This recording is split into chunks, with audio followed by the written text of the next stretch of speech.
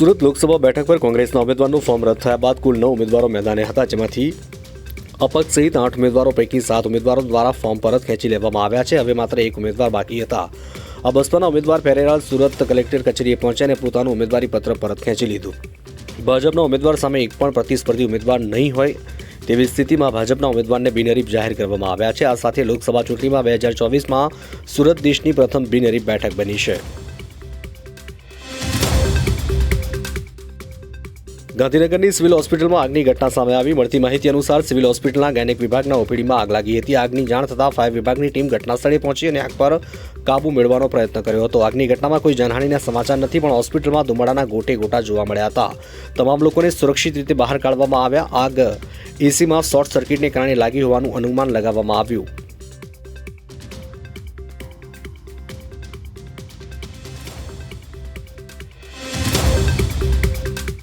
ગુજરાત રાજ્યના મુખ્યમંત્રી ભૂપેન્દ્ર પટેલે કચ્છની મુલાકાતે આવ્યા. ભાજપના ઉમેદવાર વિનોદ ચાવડાના સમર્થનમાં નખત્રાણા ખાતે વિશાળ જનસભાને સંબોધી હતી. વડાપ્રધાન મોદીના નેતૃત્વમાં દેશનો ખૂબ જ વિકાસ થયો છે. 10 વર્ષના મોદીના શાસનમાં આજે દેશની અર્થવ્યવસ્થા 5મા સ્થાને છે અને આગામી સમયમાં દેશની અર્થવ્યવસ્થા 3જા સ્થાને પહોંચે તે માટે આપણે મોદીજીને 3જી વખત વડાપ્રધાન બનાવવા માટે મુખ્યમંત્રીએ મતદારોને અપીલ કરી. સાથે મુખ્યમંત્રીએ કચ્છમાં થયેલા વિકાસના કામોના વખાણ કરતા કહ્યું કે દેશમાં ગ્રીન એનર્જીનું હબ કચ્છ બનવા જઈ રહ્યું છે. ઉત્તર પ્રદેશના અલીગઢમાં પીએમ નરેન્દ્ર મોદીએ જાહેર રેલી યોજી, જેમાં સંબોધન દરમિયાન પીએમ મોદીએ કહ્યું કે ભાજપને કારણે હવે આપણું યુપી આત્મનિર્ભર બની રહ્યું છે, આર્મીનું મોટું હબ બનવા જઈ રહ્યું છે. હું એવા લોકોની આંખો ખોલવા માંગુ છું કે જેઓ યોગીજીને બુલડોઝરથી ઓળખે છે. ગમે તે ઔદ્યોગિક આઝાદી પછી ઉત્તર પ્રદેશમાં વિકાસ નથી થયો તે એકલા યોગીજીના કાર્યક્રમમાં થયો છે. એક જિલ્લો એક ઉત્પાદન આખા દેશમાં નવા સન્માનની વાત કરી રહ્યા છે. જો કોઈ વિકાસને નવી દિશા તરફ લઈ ગયા હોય તો એ યોગીજીની સરકાર છે. સંરક્ષણ પ્રધાન રાજનાથસિંહે સોમવારે વિશ્વના સૌથી ઊંચા યુદ્ધ ક્ષેત્ર સિયાચીનની મુલાકાત લીધી હતી અને આ ક્ષેત્રમાં ભારતની સમગ્ર લશ્કરી તૈયારીઓની સમીક્ષા કરી હતી. ભારતીય સૈન્ય વ્યૂહાત્મક રીતે મહત્વના ક્ષેત્રમાં તેની હાજરીના 40મા વર્ષને ચિહ્નિત કર્યાના એક અઠવાડિયા પછી શ્રી સિંહની સિયાચીનની મુલાકાત આવી. અધિકારીઓએ જણાવ્યું કે સંરક્ષણ પ્રધાન આર્મી ચીફ જનરલ મનોજ પાંડેની સાથે પ્રદેશની એકંદરે સુરક્ષા સ્થિતિની સમીક્ષા કરી. શ્રી સિંહે સિયાચીનમાં તૈનાત સૈનિકો સાથે પણ વાતચીત કરી હતી.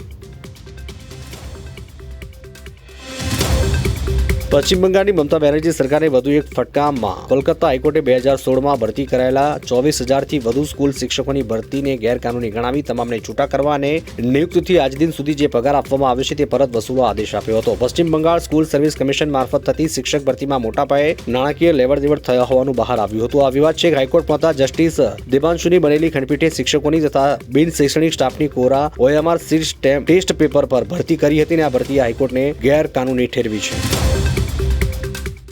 સલમાન ખાનના ઘરે ફાયરિંગ કેસ મામલે મુંબઈ ક્રાઇમ બ્રાન્ચની ટીમ સુરત પહોંચી ગઈ છે. સ્થાનિક પ્રશાસનની મદદથી ડાયવર્સની મદદ કરવામાં આવી છે. ક્રાઇમ બ્રાન્ચની ટીમ તાપી નદીમાં બંદૂકને શોધી રહી છે. આ ફાયરિંગમાં આરોપીઓ વાપરેલી બંદૂકને શોધવા માટે મુંબઈ ક્રાઇમ બ્રાન્ચની ટીમ સુરત પહોંચી ગઈ.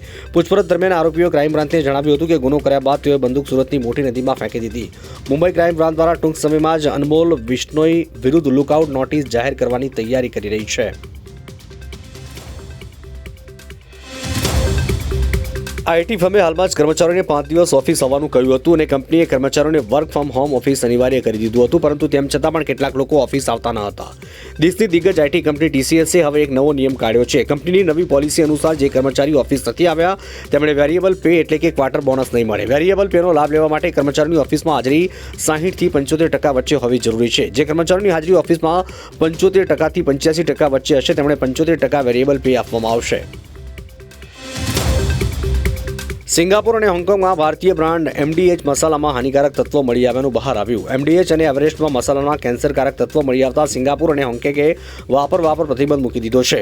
કેન્દ્ર સરકારે પણ એક મોટો નિર્ણય લેવા તમામ ફૂડ કમિશનરોએ દેશના તમામ મેન્યુફેક્ચરિંગ યુનિટમાંથી મસાલાના નમૂના એકત્રિત કરવાનો આદેશ આપ્યો છે. 3 થી 4 દિવસમાં દેશના તમામ મસાલા ઉત્પાદક એકમોના નમૂના લેવામાં આવશે. તમામ મસાલા બનાવતી કંપનીઓના સેમ્પલ લેવામાં આવશે. રિપોર્ટ લગભગ 20 દિવસમાં લેબમાંથી આવશે.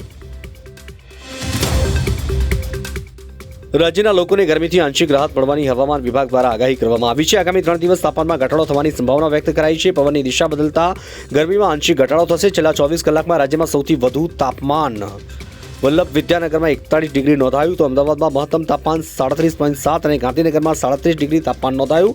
3 દિવસ બાદ તાપમાનમાં ફરી વધારો થવાની આગાહી કરવામાં આવી છે. હાલ રાજ્યમાં હીટવેવની શક્યતા નહીવત છે.